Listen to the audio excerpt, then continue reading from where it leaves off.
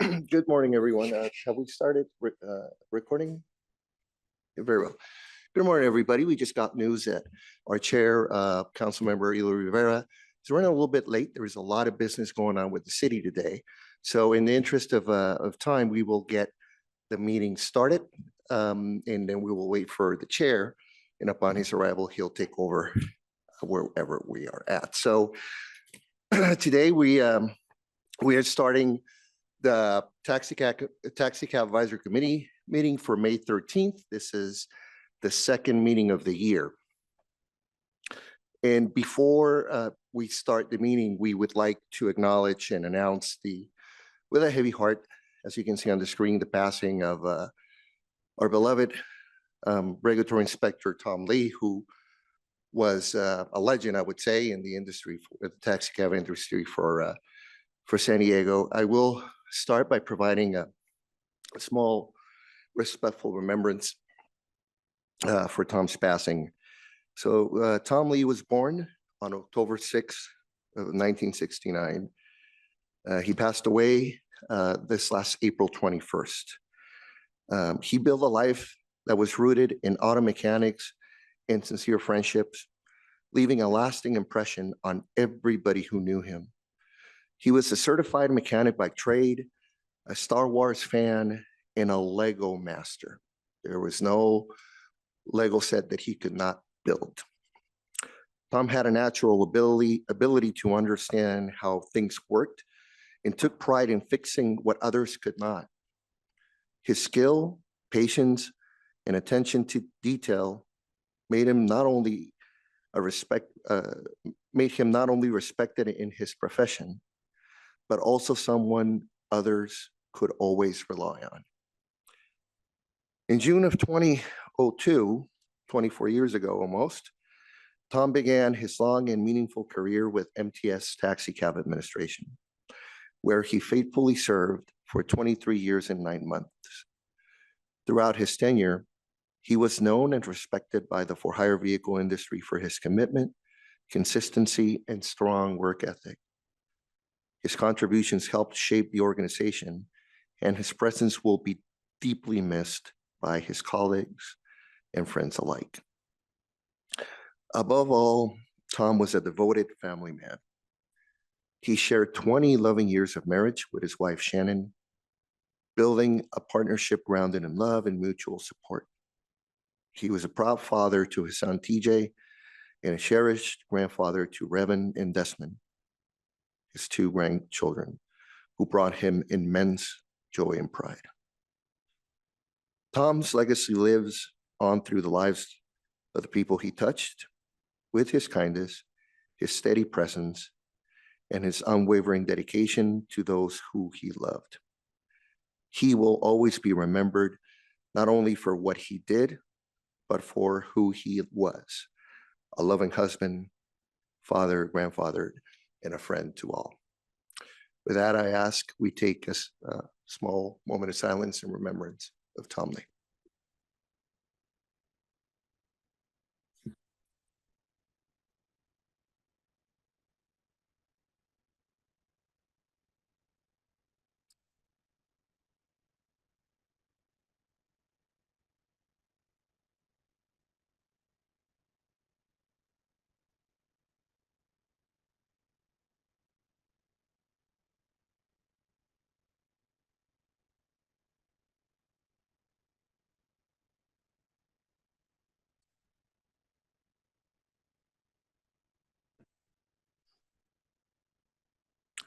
Thank you, and also want to acknowledge UTW for the kind remembrance that you also offered, which is being displayed on the screen for Tom. Thank you. We will now resume our Taxicab Advisory Committee meeting.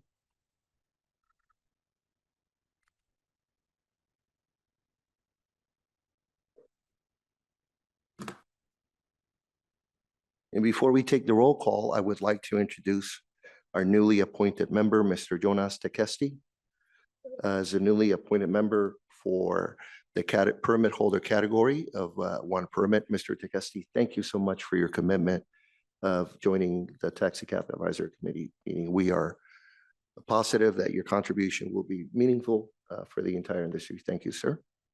That said, we will move on to the roll call, and I would request the clerk to conduct roll call, please. Members, please make your selections on your tablets.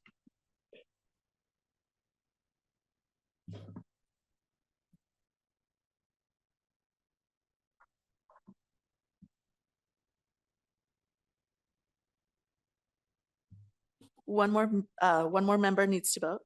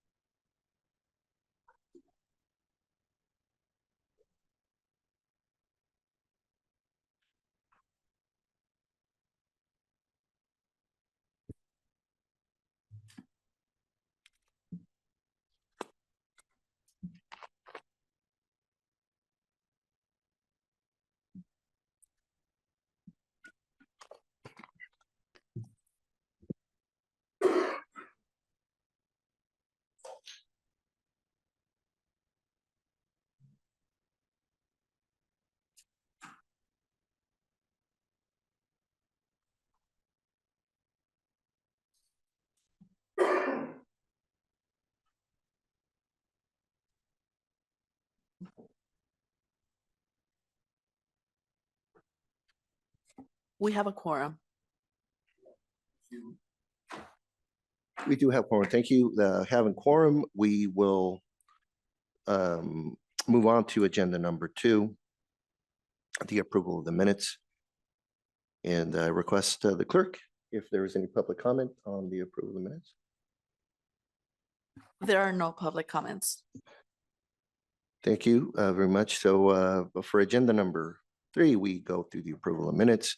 If we don't have no public comment, I do request a motion for approval of both the November 19th, 2025 meeting, 2025 TAC minutes, and also for the last meeting minutes of February 2027 of 2026. Do we have a motion to approve? Thank you. So moved. Thank you, Mr. Cici. Do we have a second? Second. Thank you, Mr. Tegekne. Motion moves forward. Meeting minutes have been approved. Again, motion by Mr. Cici, second by Mr. Tegekne. We start the vote. Clerk, if we can call for the vote for the approval of the minutes, please. Members, please make your selection on the tablets.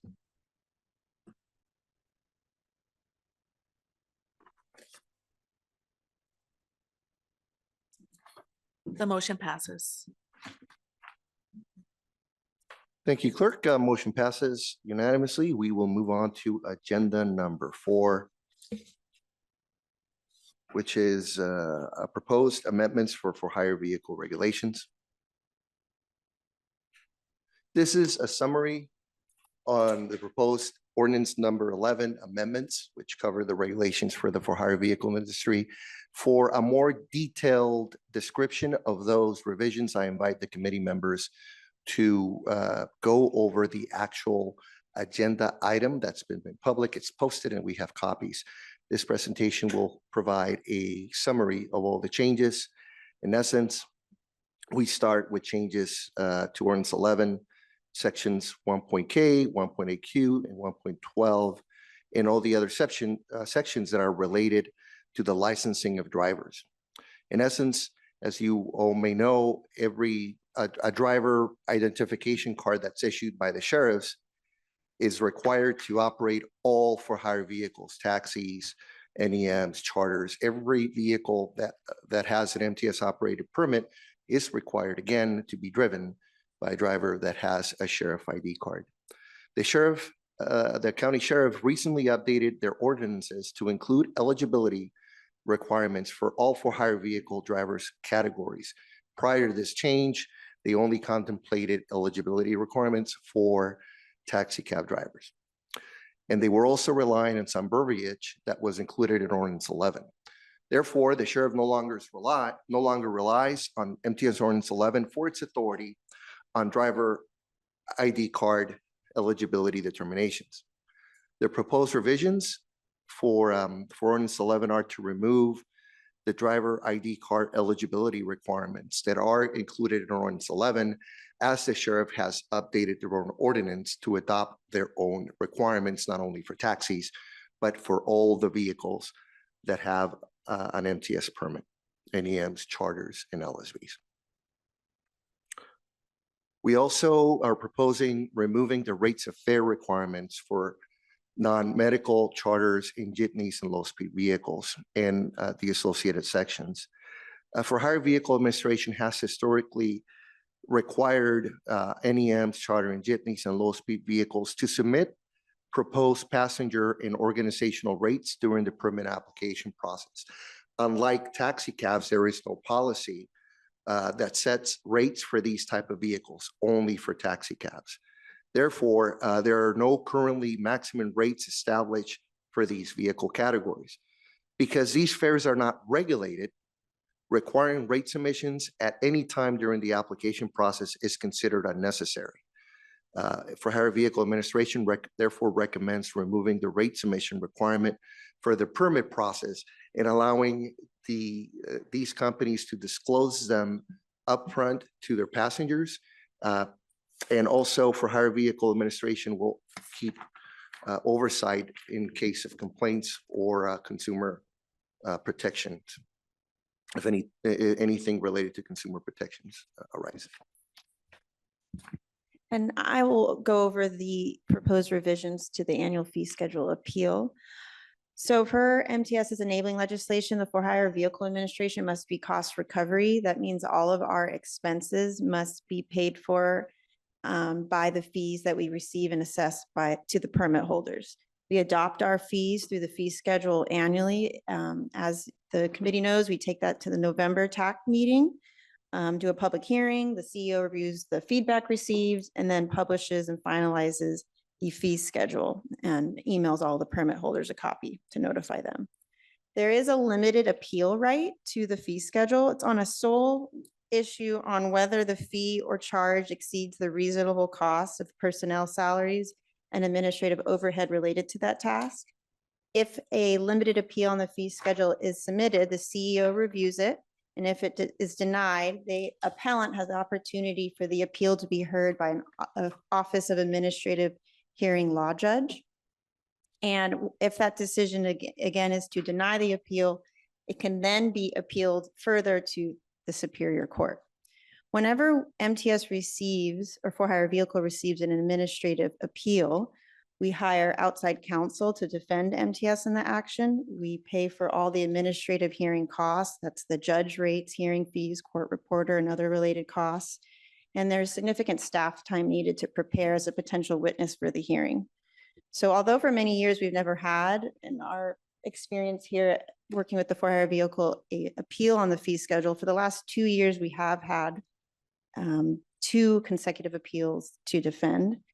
Although MTS has been successful in defending these appeals at the administrative hearings, the appeals and the related pending legal actions have had legal costs that are impacting the budget. For fiscal year 2025, it was $85,000 in legal fees, and in fiscal 2026, up to today, $278,000. Last year, we took a review of the for-hire vehicle budget and fee schedule establishment process, and based on that review, we've recommended and implemented various changes to this area. We now have a finance working group that we meet before the Taxicab Advisory Committee hears the fee schedule to ensure we get a lot of feedback and advice on our proposal. We've developed a memorandum to explain the process of how we set the fees and the budget process to increase transparency. We went through an comprehensive review of the fee schedule and all the fees that are assessed, the amounts and what tasks relate to it, and just changed how we presented the information to be very clear on what policy goals go into it. We also took a review of this limited appeal right of the fee schedule and found that offering this ability to appeal the fee, which is a cost similar to what many cities require when you apply for a permit and any other administrative task, offering an appeal for these types of fees isn't legally required that we found and isn't customarily provided by similar public agencies. And further, even without offering this administrative appeal, that you can still challenge this at the Superior Court as is a potential recourse. So because we've implemented various improvements to increase stakeholder feedback and transparency into the budget and fee schedule process, because we should be conscientious of the increased legal costs that are impacting the budget, and because an administrative appeal can be a duplicative step to defend when it can also be appealed again to the Superior Court, we recommend removing the ability to appeal the fee schedule. I did want to note that this change won't change the ability for a permit holder to appeal any permit application denial or a permit suspension. There's no change there. There's still a formal and an informal appeal right there. This recommended revision only applies to the limited fee schedule appeal.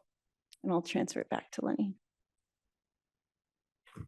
Thank you, Samantha. Moving forward with the proposed revisions, ordinance 11, covering airport access fees and refusing trips based on destination in the private property and its related sections. The airport currently charges airport access fees for pickup or otherwise known as airport originated trips. It should be noted that most taxicab permit holders currently maintain a required airport transponder and pay annual participation fees, otherwise known as their own airport's grant transportation permit. Effective July 26, with a note at the end of the presentation by the representative from the airport could require taxicab dropping off passengers to pay out an additional drop-off fee on top of the pickup fee, if that is the case. For hire vehicle administration proposes revising the ordinance sections to allow taxicabs to opt out of trips into private properties, including the San Diego airport, so long as a disclosure to the prospective passenger is provided before accepting the trip. For hire vehicle administration staff will continue to evaluate potential incentives to encourage continued taxicab service to the airport, as airports are the #1 destination for taxicab trips. Other proposed revisions include revisions to the non-emergency medical vehicle requirements and its related sections. In essence, MTS currently requires NEMTs, non-emergency medical transportation vehicles, and charter vehicles to carry fire extinguishers, red reflectors, and first aid kits. To align with state requirements, MTS is recommending removing these equipment requirements for charter vehicles and retaining the requirements only for NEMT vehicles to be aligned with state requirements. Also, we're proposing to incorporate state requirements for medical reimbursement for non-emergency medical and gurney band trips, and require assistants that operate in a non-emergency medical vehicle to also be required to maintain a sheriff-issued driver ID and to complete CPR and first aid training. This is to ensure public safety of all occupants of that vehicle at every given moment. Additional revisions include a proposal for interior postings within the vehicles. Taxicabs are currently required to display interior postings that include the permit type, permit number, and for hire vehicle administration contact information and permit holder name. This is otherwise known as the lost and found sign that we require all taxicabs to post on the top of the overhead ceiling. That way, if a passenger forgets any of their items, they could at least identify the permit number of that taxicab. So we recommend expanding the posting requirement to also include the taxicab dispatch name, the dispatch phone number, and the dispatch email address, as the dispatch service is better equipped to provide assistance to that person who forgot a lost and found item. The proposed change is intended to help passengers move more easily, recover lost or forgotten items by contacting the appropriate dispatch service organization. Additional revisions, removing a physical map. With technology, we determined that that's no longer a requirement. Now we're making that optional. Most of our taxi cab operators rely on Google Maps or other similar GPS technologies. Also requiring electronic receipts to be issued. Currently, a driver is only required to offer a printed receipt after the payment of the fare. We are recommending that this requirement be revised to also require the driver to provide a printed or electronic receipt, such as through text or email. It should be noted, this is no additional cost, as most taxi cab operators already rely on the technology to provide the passengers with an electronic receipts. Also, we're proposing to eliminate a section that has to do with agreements with private businesses, which currently prohibits for hire vehicles from soliciting or entering into agreements with commercial businesses. We believe that this provision may unnecessarily limit business opportunities for hire vehicles. Therefore, we recommend removing this prohibition. Contactless payments, very important revision, as the taxi cab industry relies with more and more on contactless payments. They are currently, by ordinance, all taxi cabs are required to accept credit cards, but not all taxi cabs are equipped to accept contactless payments due to software or to hardware limitations. We have gotten feedback from the airport and from members of the public that contactless payments are a preferred method of payment by some passengers. And therefore, we recommend requiring the taxi cabs to offer a contactless payment options for all passengers. We will develop a marketing and enforcement plan to address compliance and implementation with this new requirement. Finally, the days to place a vehicle into service, we're proposing a revision. Currently, we do allow 90 days or 3 months from the point of submitting an application for a permit holder to place a vehicle into service. In practice, most permit holders do not require the full 90-day period to complete the inspections, and therefore we recommend reducing the inspection timeframe from 90 to 60 days, which is still ample time for permit holders to complete the permit issuance process. Also, permit transfers, they were removed. The transfer fees were removed from our fee schedule last year. We no longer process permit transfers. We did reduce the overall application fees. Therefore, it is more affordable for somebody that wants to come into the business to apply for a new permit in lieu of a transfer. And therefore, as they were removed from the fee schedule, we recommend that the permit transfer language also be removed from Ordinance 11.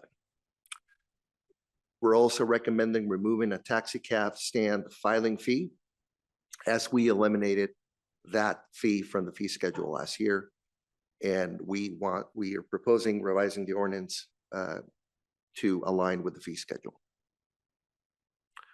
All the other revisions that you may find in the red line attachment of this item are not minor and not substantive. We're replacing the term medallion with permit number. We're replacing the term spare vehicle with temporary vehicle.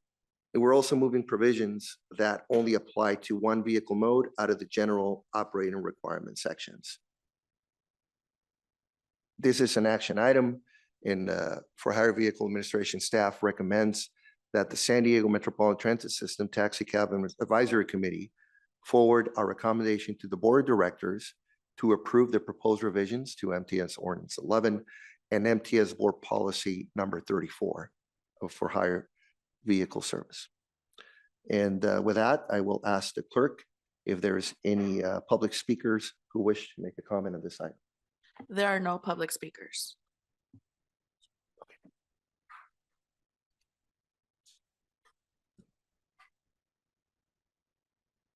And I will hand the meeting to our chair. All right, thank you. And Chair Oliveira, thank you. apologies, everyone. Thank you, Lenny, for holding it down. Of course.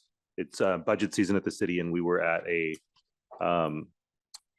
I had a commitment related to the budget. So again, apologies, and thank you for getting things moving. That moves us to agenda item 5, an informational item on sustainable measures for taxi cabs, smart meter technology. Lenny, if you'd like to. Chair, the previous item was a voting item. Oh, Yes. apologies. No worries. I think the next step is, if there's any public comment. There wasn't public comment. Okay. Yeah, so clerk, do you want to go ahead and open up the vote? Yes. Members, please make your selection on the tablets. Sorry, I think there might be committee comments. Peter, do you have your light on before we take the vote? Thank you, Samantha. Okay.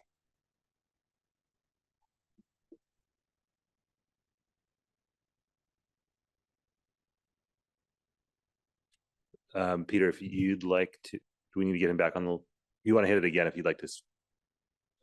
Oh, okay. Oh, then we're good. Then, okay. Then let's go ahead and take the vote.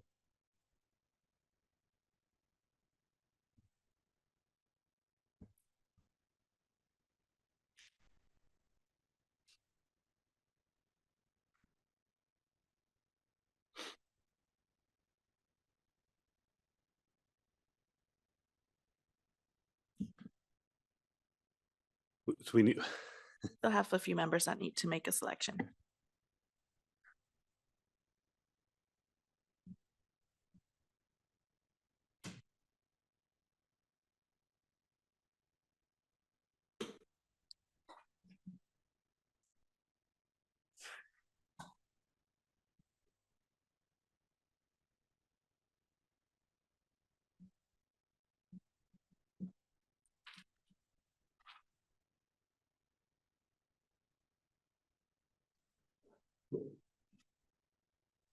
are you able to register that? You don't- I'm not. They don't like it, so it shows up for you, but it doesn't. Okay. I'll make sure. Chair, the motion passes with 9 members voting yes and 1 member voting no. Okay, thank you. All right, that brings us to agenda item 5. Lenny, if you'd like to introduce that and begin your presentation whenever you're ready. Thank you, Chair. We're going to move on to agenda item number 5. Sustainable measures for taxicabs, smart meter technology. This presentation covers an overview of the many benefits of smart meter technology as it modernizes a taxicab meter by integrating GPS, digital payments, and real-time data systems. Smart meters are a tool that helps taxicabs compete and integrate more effectively with transportation network companies like Uber and Lyft. Smart meter technology also transforms taxicabs from a traditional street hail service into a connected, data-driven mobility option. When combined with upfront pricing and app integration, it significantly narrows the gap between taxis and TNCs while leveraging taxis' existing strengths like regulated service and professional drivers. The core features of a smart meter technology include GPS-based fare calculation. Smart meters utilize GPS to calculate fares based on distance, times, or predefined pricing zones. This includes reliance on this reduces reliance on mechanical meters and improves accuracy, especially in traffic or route deviations. Smart meters also provide for upfront pricing capability. Passengers can receive a fare estimate before the trip begins, similar to TNC apps. This improves transparency, reduces disputes, and eliminates meter anxiety. Smart meters integrate digital payments. They support credit, debit card, mobile wallets like Apple Pay and Google Pay, and contactless payments, eliminated cash-only limitations, and supporting the industry's payment standards. Additional core features of smart meters is that they provide trip data and cloud connectivity. Trip details as route, duration, fare, driver information are recorded and transmitted in real time to a central system that's managed by a dispatch service. This enhances public safety and allows for data reporting and facilitates complaint investigations. They also allow for passenger and driver apps integrations, as drivers can accept trips from third-party TNC platforms, something that is currently authorized by the For-Hire Vehicle Administration. Passengers can also receive a fare estimate before the trip begins, similar to a TNC app, and expand market access beyond street hails and dispatch calls. Digital functionality, the smart meter runs as a software rather than a physical device.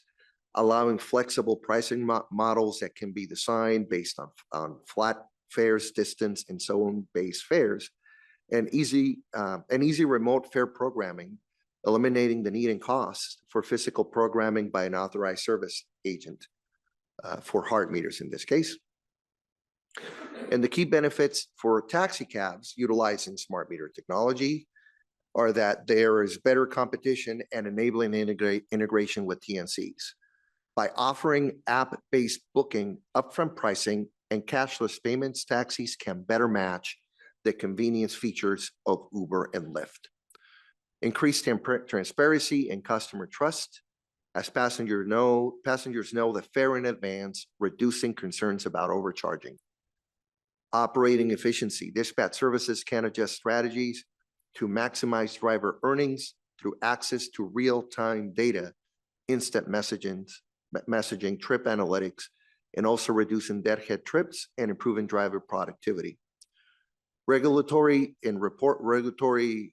alignment and reporting, as automated trips logs and access to trip history make it easier to comply with ordinance requirements and for audits for both permit holders and dispatch services. And overall, an improved rider experience by providing by allowing for faster payments, digital receipts, and app-based services that create a smoother and more modern experience for the passenger. Smart meters, the most important aspect of a smart meter is upfront pricing. We've discussed this at this committee, this concept. We've discussed it at this committee in length, and that's one of the key features and the key benefits for smart meter technology, as upfront pricing provides for predictability and transparency. The riders see the exact fare before the trip begins, eliminating the uncertainty about traffic or route changes. Upfront pricing eliminates meter anxiety, the major difference for passengers between choosing a taxi cab and a TNC.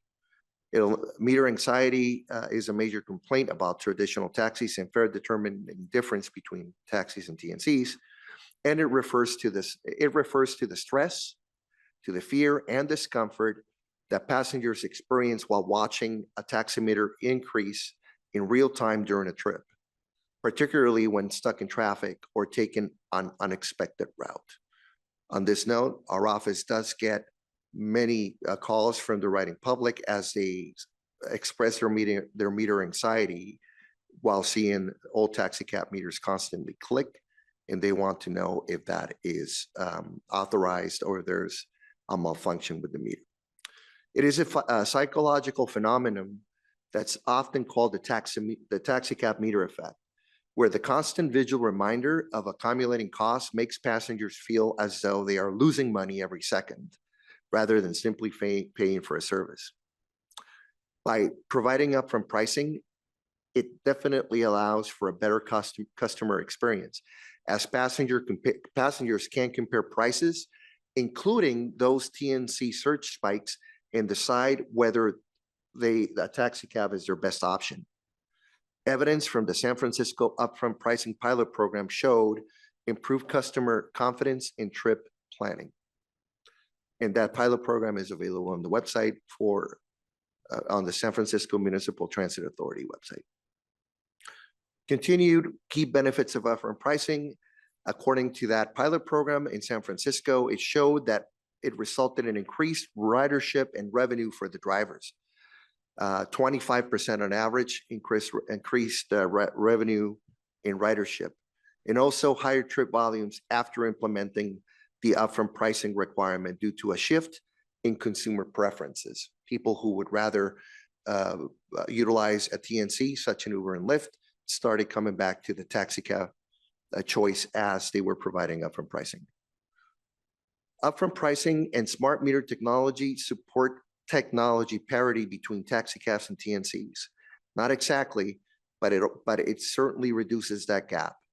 It allows taxicabs to better highlight the inherent strengths of being a regulated industry with regulated safety and consumer protection standards, of having professional drivers, being able to pick up street hails and most trips at the airport on demand, and also not being subject to extreme surge prices, which is a major concern for TNC passengers.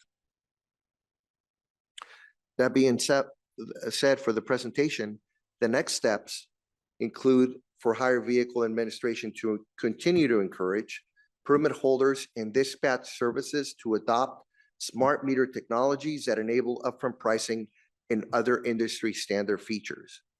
For hire vehicle administration, will provide this committee with smart meter and other technology updates so it may consider future changes in our regulations that standardize the adoption of sustainable measures for the taxicab industry, the most important being the adoption of smart meter technology. Chair, that concludes presentation of item number 5. I'm open to any questions. Thank you, Lenny. Do we have any public comment on this item? Chair, there are no public comments. All right. We'll open it up to committee members for questions or thoughts, if anyone has any. Okay. Oh, there we go. Yes, sir. Yes, sir. I don't know if I'm brand new for this idea, but I don't know how it works, especially for a taxi. For the customer, still has to come to my car and find out how much the price is. So still they know what Uber is charging, but to know the taxi's price, they still have to come to me, and I don't know how I can give them the amount. So if it's already discussed, or did we talk about this thing before? I missed the last meeting only, so I don't know. I'm just any exposure for me. Sure, Mr. Tegani. So this at this point is just the enabling technology for upfront pricing. Some dispatch services that currently utilize soft meter technologies are able to provide upfront pricing. Our regulations allow in certain ways to provide upfront pricing so long as that is less than the current maximum rates of fare. By encouraging the industry to adopt this type of technology, it means that all taxi drivers that do not currently have operate with soft meter, that they consider doing so. Now, there will be ways, and I'll cover that in a following item, where this committee or an ad hoc group from this committee will consider making changes to our fare policies that would better align with soft meter technology. But without this type of technology, then the fare considerations that we're going to discuss in the future will not be able to be implemented. So at this point, we're covering the many benefits, the underlying need to have the technology to implement upfront pricing and to implement contactless payments and everything that we kind of we discuss here. So that being said, there will be future ad hoc meetings, which I would be more than pleased to invite you. If you can attend, that way you can provide us with your feedback and we could develop a better policy. Sure.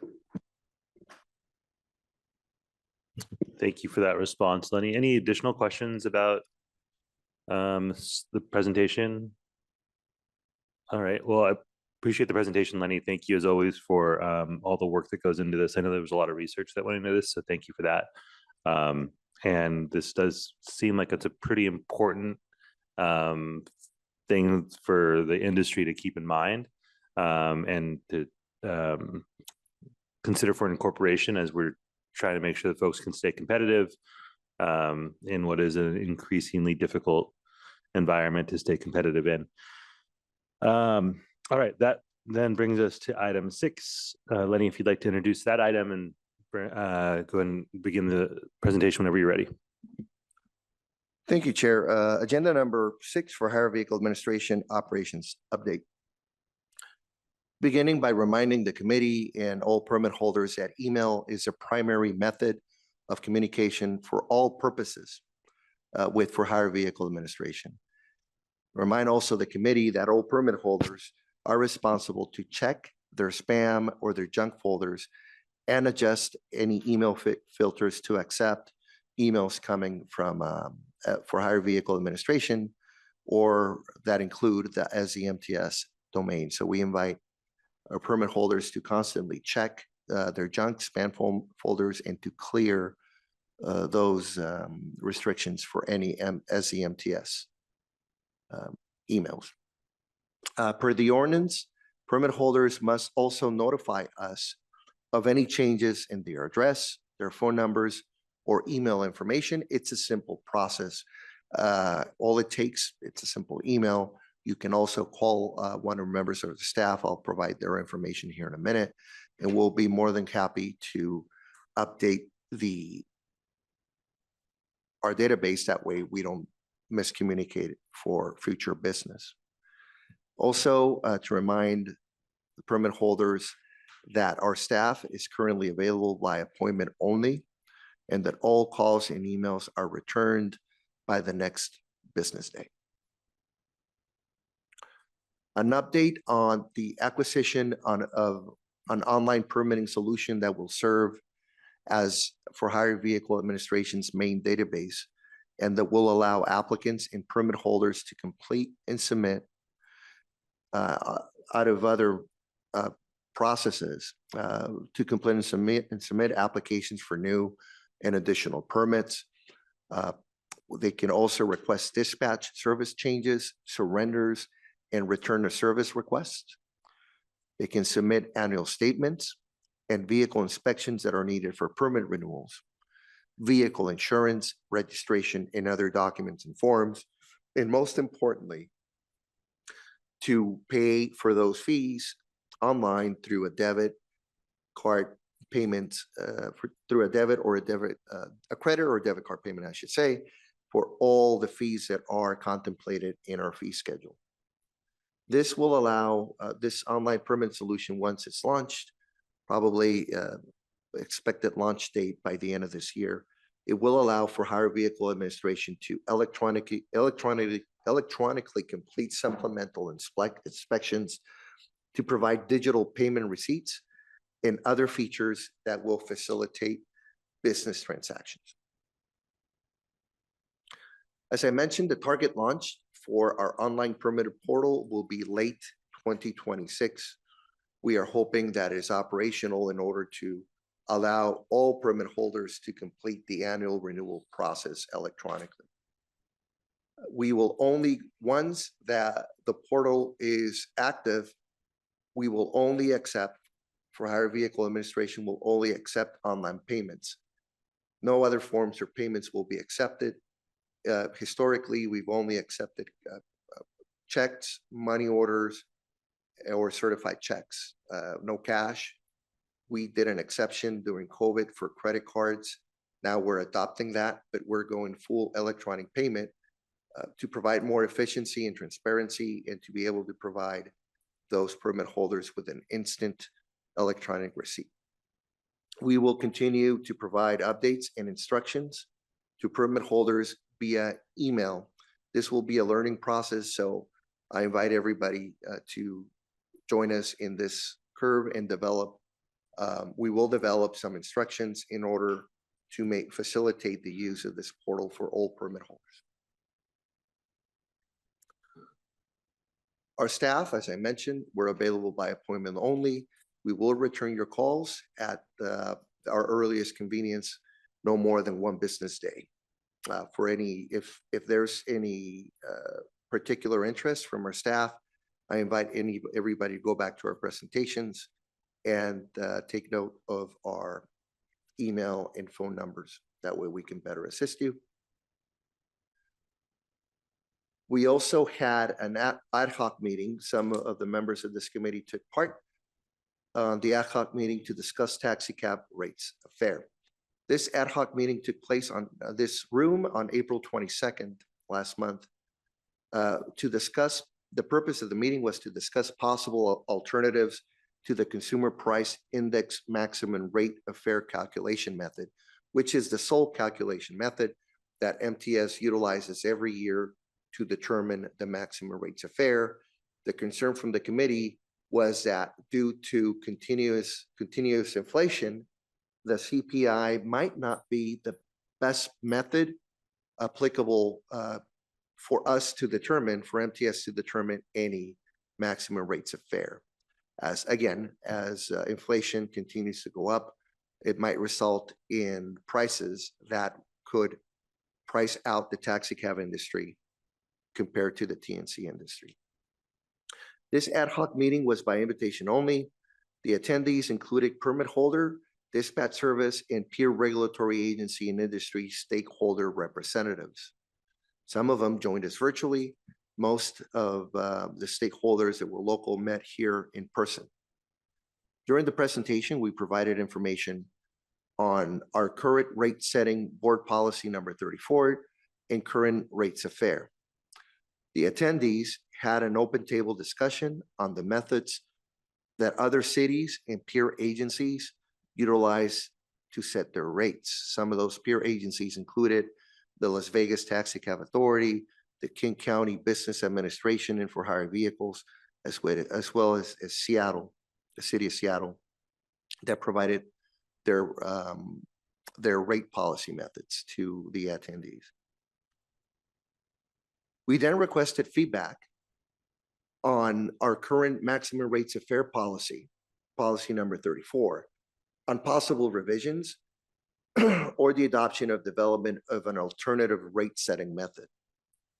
The group recommended exploring an alternate policy that would allow the taxi cab industry to set their own rates that would better reflect their operational cost, to include gas, insurance, vehicle maintenance, and to allow the taxi cab industry to better compete with TNC.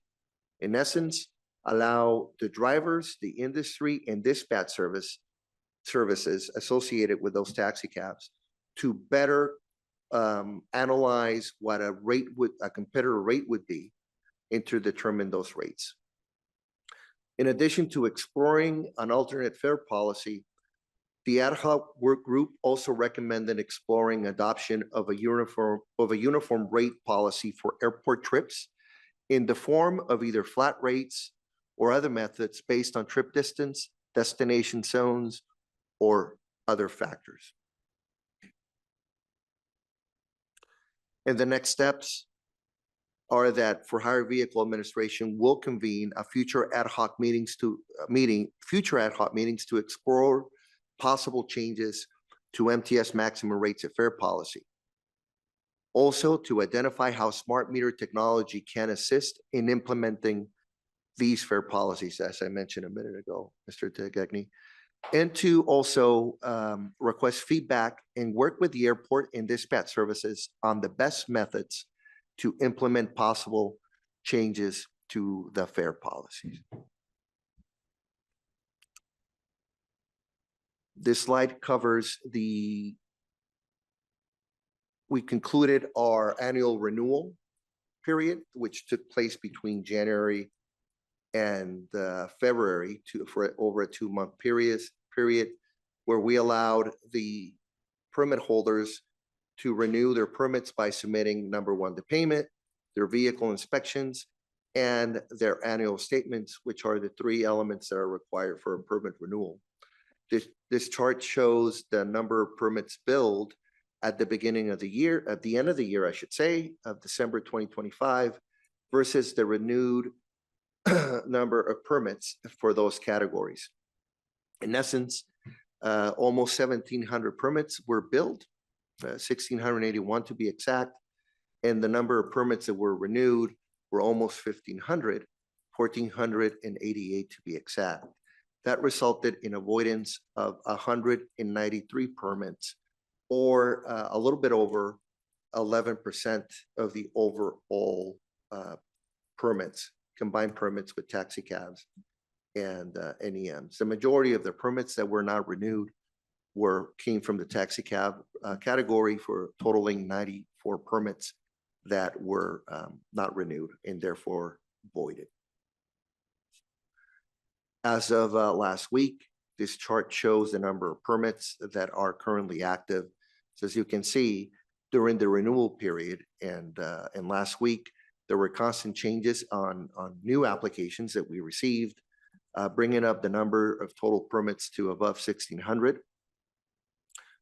And we're still concerned with the number of permits that are surrendered most of them taxicab permits that it means that they are active, but they're not operating. So the permit is in good standing because the permit was renewed. However, for many reasons, the operators of these permits choose not to be driving them because of many reasons. All it takes for them to come back into service is just a quick phone call and an administrative process free of charge, and they can start operating within the same day. The following slides cover field contacts by our field inspector staff of all the cities for which we provide regulatory services.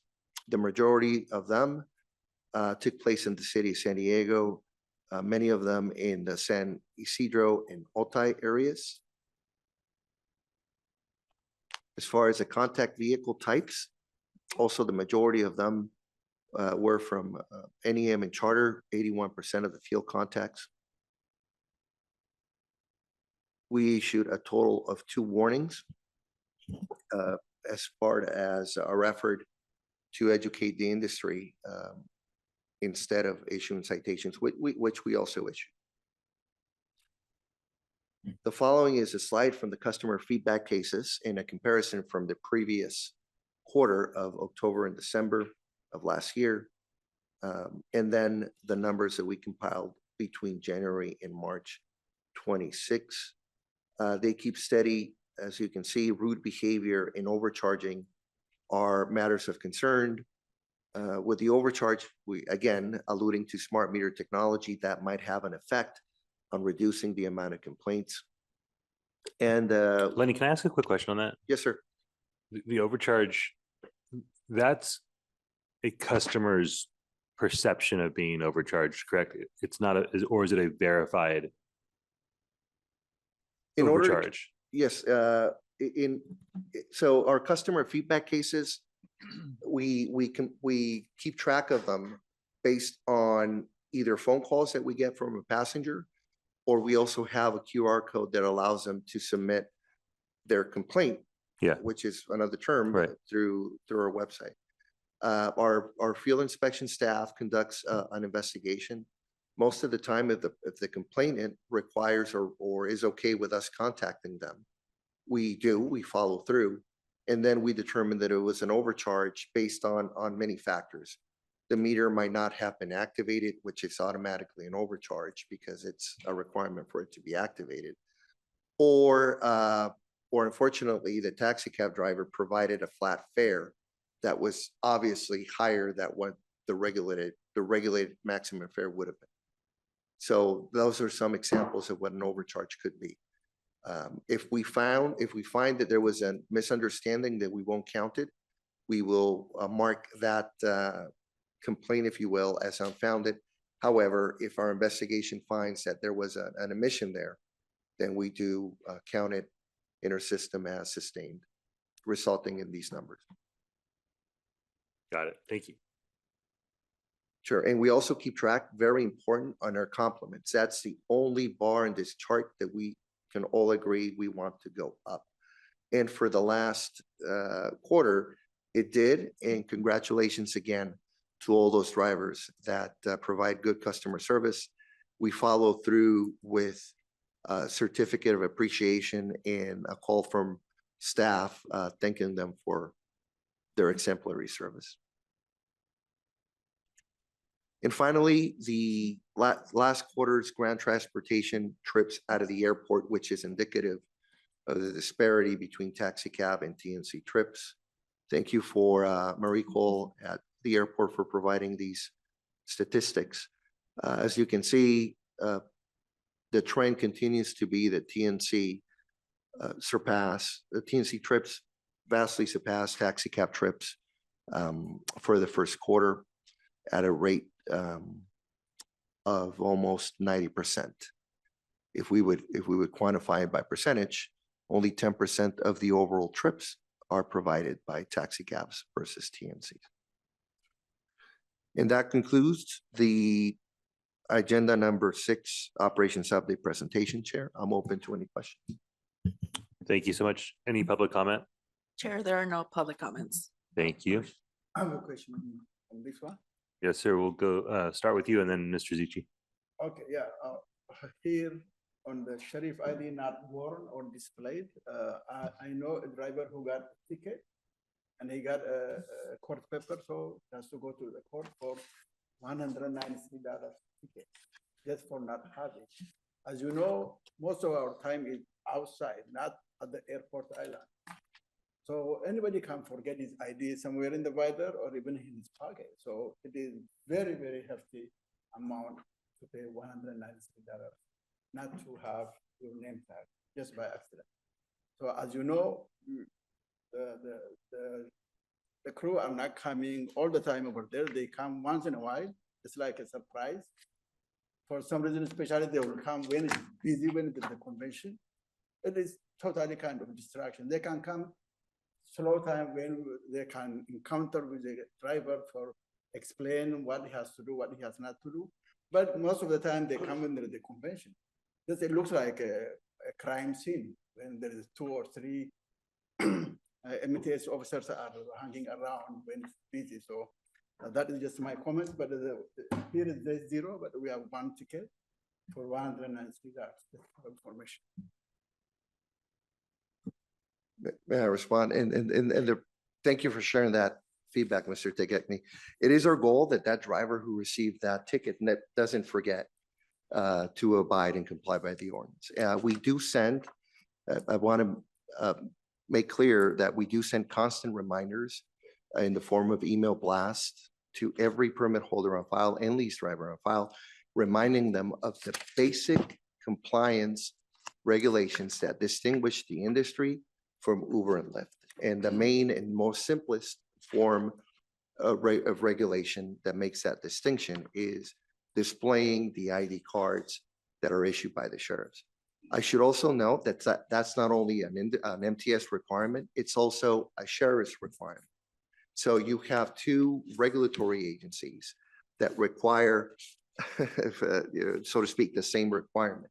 The most basic requirement that distinguishes the taxi cab driver, that's a professional driver, from a TNC driver that does not have the same requirement. We did have, Mr. Tegekny, many instances in complaints for the public where the industry was just not abiding by those requirements. They were not showing their IDs, they were hiding them, they were under, like you said, deceit.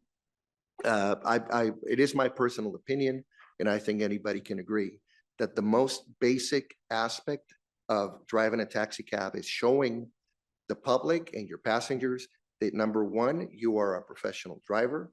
The number 2, the passenger can feel safe by being driven by a driver whose identity and whose background clearance in this case is conspicuously displayed inside a taxi cab. Just wanted to bring that point out, because we do not only enforce through citations, we do constant outreach via emails. We do constant, as you can see, as one of the slides that I just presented, we also provide warnings, but there's at times that warnings just don't have the required effect of compliance.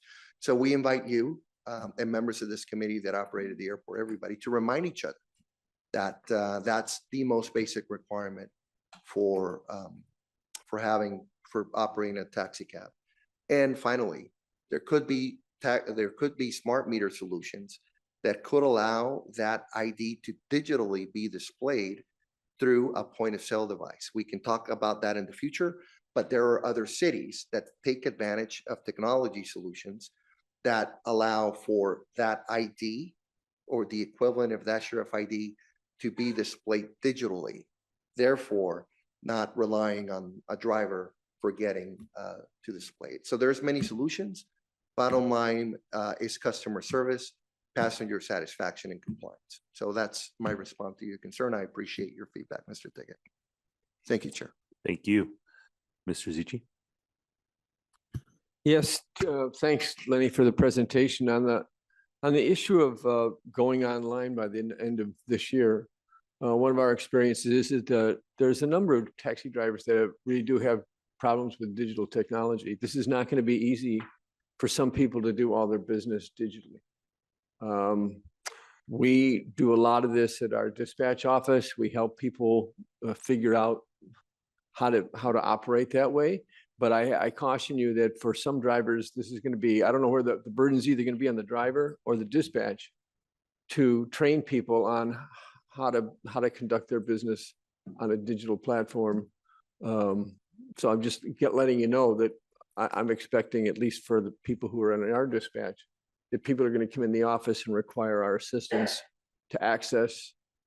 Some people have had 10 different passwords because they don't write down over time, the password changes and we have to update new passwords. So there's basic stuff. So I just want the administration to understand that this is going to be a burden on some of the taxi drivers.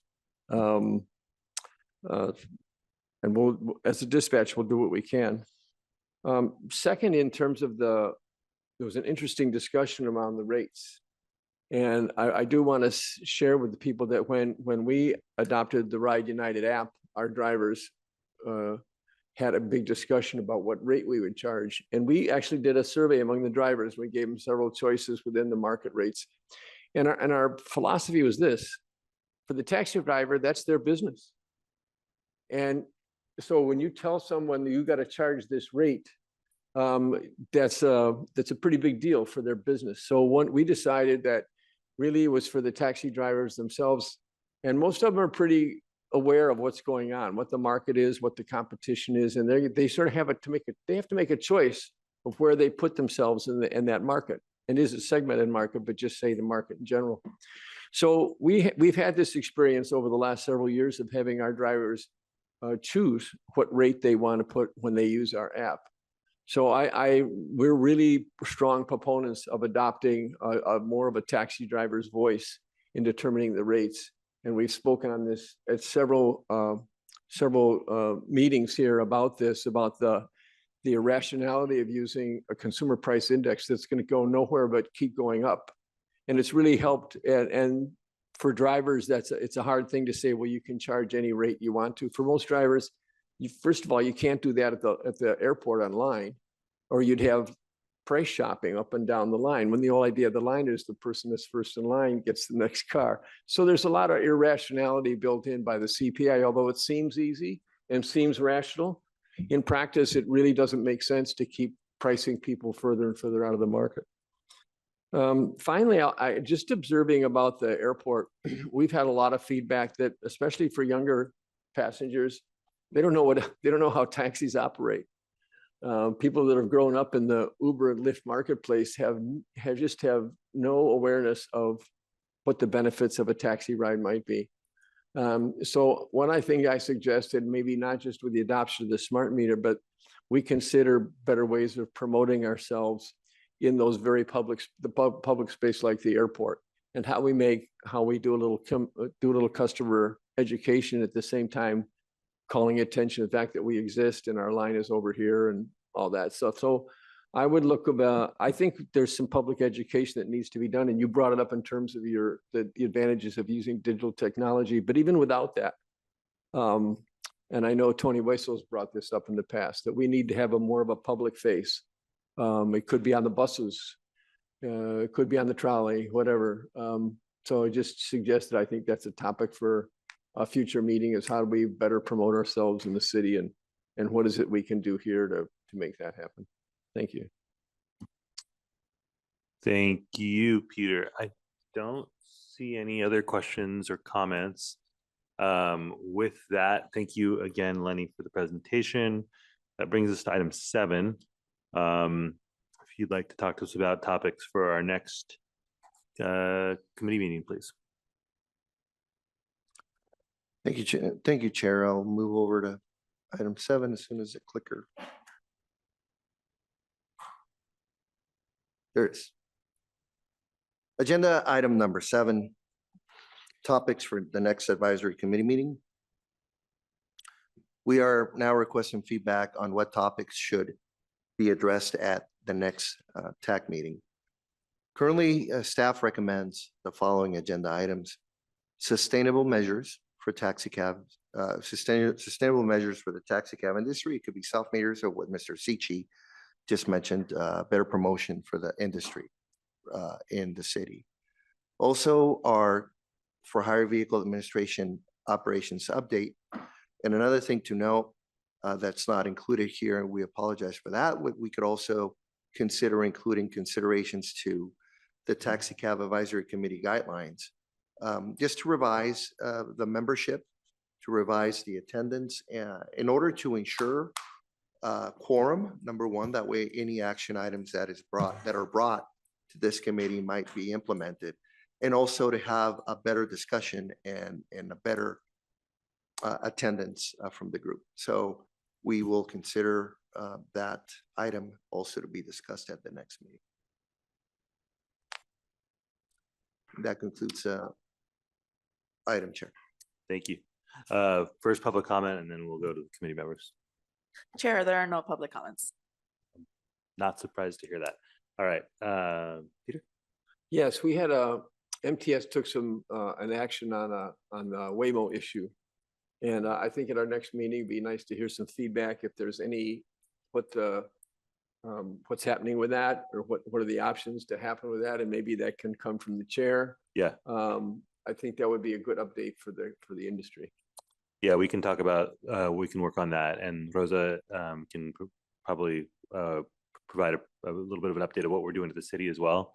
I will just very briefly share that we see this as an existential threat to people's ability to earn a living driving both people and delivering goods.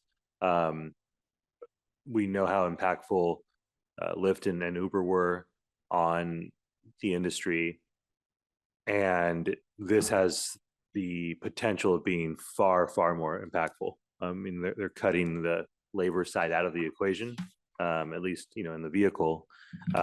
So, and in addition to that, we have concerns about how ready these technologies actually are for our roads, for our communities.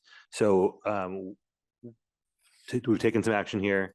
We've taken a little bit of action at the city as well, to make sure that the language in our legislative agenda there, the city reflects our desire to see local control over decision making as it relates to automated vehicles. So I think we can probably do a pretty robust update and get some more feedback from the committee members here about how we want to tackle this as an issue in the short term and long term. Good idea. All right, I don't see any other questions or comments. Are there any comments from any other committee members? All right, seeing none. Our next meeting will be on July 21st, 2026 at 10 a.m. I apologize again that I was not able to be here right at the beginning of the meeting, and we will adjourn. Thank you, everyone.